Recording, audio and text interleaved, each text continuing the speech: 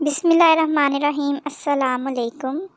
تو آج میں آپ کے ساتھ شیئر کرنے والی ہوں یہ بہت ہی زیادہ امیزنگ قسم کے آلو کے کباب کی ریسیپی، جس کو ہم ایک ڈیفرنٹ قسم کی کوٹنگ کے ساتھ بنا کر تیار کریں گے۔ میں امید کرتی ہوں کہ آپ کو یہ ریسیپی بہت ہی پسند آئے گی۔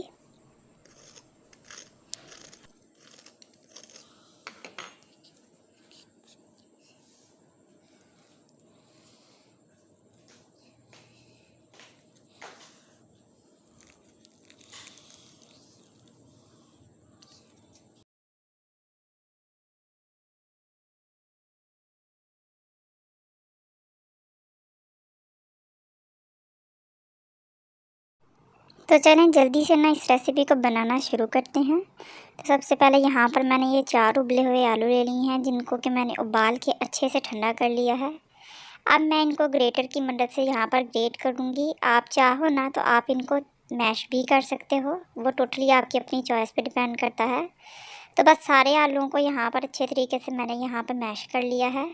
تو آلو ہمارے میش ہو چکے ہیں۔ اب اس میں شامل کریں گے تقریباً 2 سے 3 چمچ باریک کٹا ہوا پیاز، ساتھ ہی اس میں شامل کر دیں گے باریک کٹی ہوئی سبز مرچ، تقریباً 1 ٹیبل اسپون کے جتنی، یا اگر آپ کو زیادہ تیکھا پسند ہو تو آپ اس کو زیادہ بھی ایڈ کر سکتے ہیں۔ ساتھ ہی اس میں جائے گا تقریباً 1/4 کپ کے جتنا یہ سبز دھنیا۔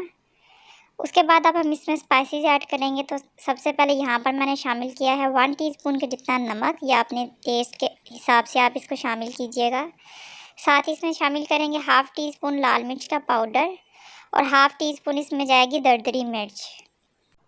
اس کے بعد اب ہم اس میں شامل کریں گے 1/2 ٹیبل اسپون کے جتنا یہ سوکھے دھنیا کا پاؤڈر، اور 1/2 ٹی اسپون کے جتنا زیرہ پاؤڈر۔ 1/4 ٹی اسپون اس میں شامل کریں گے ہلدی پاؤڈر، اس سے بہت ہی اچھا سا کلر آ جاتا ہے۔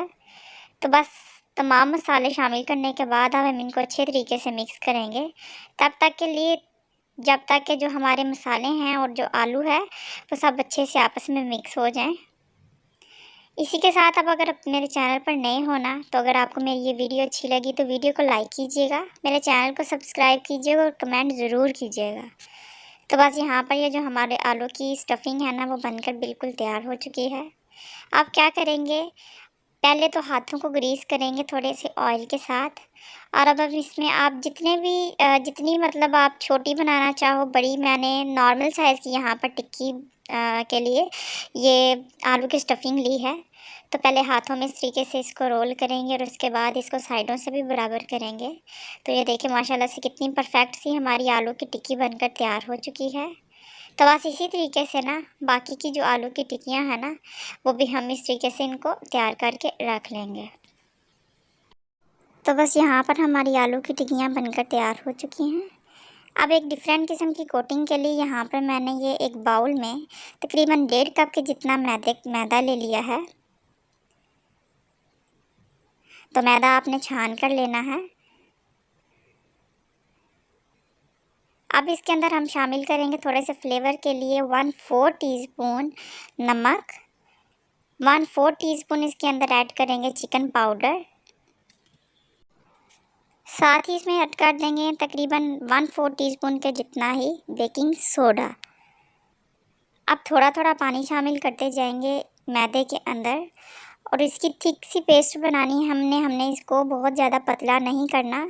تو پیسٹ اتنی تھک ہونی چاہیے ہماری کہ جو ہماری آلو کی ٹکی ہوگی نا اس کو اچھے سے کوٹ کرے، یہ نہ ہی زیادہ موٹا ہو اور نہ ہی بہت زیادہ پتلا۔ تو بس تھوڑا تھوڑا پانی شامل کرتے جائیں گے اور اس کی ایک تھک سی پیسٹ بنا کر تیار کر لیں گے۔ تو اس کی کنسسٹنسی آپ چیک کریں کہ اس طرح کی ہمیں نے اس کی کنسسٹنسی رکھنی ہے۔ اب تیاری ہماری یہاں پر کمپلیٹ ہے۔ تو جو آلو کی ٹکی تھی نا اس کو ایک فورک کی مدد سے اچھے سے پہلے میدے سے کوٹ کریں گے، اور اس کے بعد یہاں پر میں نے یہ صرف خشک میدا لیا ہے، اس کے اوپر اس طریقے سے آٹے کو ڈالیں گے، اور چھوٹی انگلی اچھے طریقے سے جو ہے نا ہماری آلو کی ٹکی کو نا ہر طرف سے اچھے سے کوٹ کر لیں گے۔ تو اس طریقے سے دیکھ سکتے ہیں آپ کہ آپ کے ویڈیو میں دکھائے گئے طریقے سے آپ نے اس کو اچھے سے کوٹ کرنا ہے۔ تو یہاں پر ہماری یہ جو آلو کی ٹکی ہے نا وہ بن کر بالکل تیار ہو چکی ہے۔ اب آپ اگر چاہتے ہیں نا کہ ہماری ٹکیاں بہت ہی زیادہ کرسپی بنے تو اس کو کوٹ کرتے ہی جو ہے نا ہم نے ان کو گرم آئل میں نا ان کو فرائی کر لینا ہے۔ تو آئل میں نے پہلے سے ہی یہاں پر گرم ہونے کے لیے رکھ دیا تھا، تو ہائی فلیم کے اوپر ہی آپ نے ان کو فرائی کرنا ہے، نہیں تو یہ کرسپی نہیں بن کر تیار ہوں گی۔ تو بس اس طریقے سے جو ہماری ٹکیاں ہیں نا ایک ایک کر کے ہم اس کے اندر شامل کرتے جائیں گے۔ تو شامل کرنے کے ساتھ ہی جو ہے نا وہ ہم ان کو ہلائیں گے نہیں، تو تھوڑی دیر بعد ہم اس میں چمچ ہلائیں گے تاکہ جو ہماری کوٹنگ ہے نا وہ اچھے طریقے سے ان کے اوپر سیٹ ہو جائے۔ تو بس ہم نے تب تک کے لیے ان کو فرائی کرنا ہے کہ جب تک کہ ہمارا ان کے اوپر نا بہت پیارا سا کلر لائٹ گولڈن براؤن سا ان کے اوپر آ جائے۔ تو بس آپ دیکھ سکتے ہیں کہ ہماری ٹکیاں جو ہیں نا وہ ان کے اوپر کلر آنا سٹارٹ ہو چکا ہے۔ تو بس ایک فورک کی مدد سے ان کی سائڈ کو چینج کریں گے اور دیکھیں اب کتنا خوبصورت سا کلر آ چکا ہے۔ اب ان کو نکالیں گے اور اب ہم ان کو سرو کریں گے۔ تو ماشاءاللہ سے بہت ہی مزیدار قسم کی ٹکیاں ہماری بن کر تیار ہو چکی ہیں۔ تو آئی ہوپ کہ آپ کو آج کی میری یہ ریسیپی اچھی لگی۔ تو ملتے ہیں اگلی ویڈیو میں کسی اور نئی سی ریسیپی کے ساتھ، تب تک کے لیے اللہ حافظ۔